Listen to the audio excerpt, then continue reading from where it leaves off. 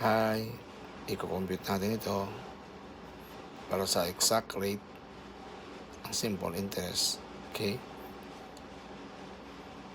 1 plus 0.15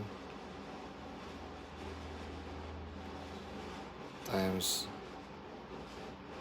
292 divided by 3661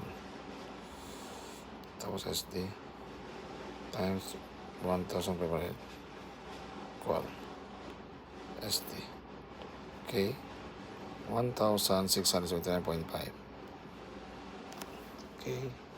Don't forget to subscribe me.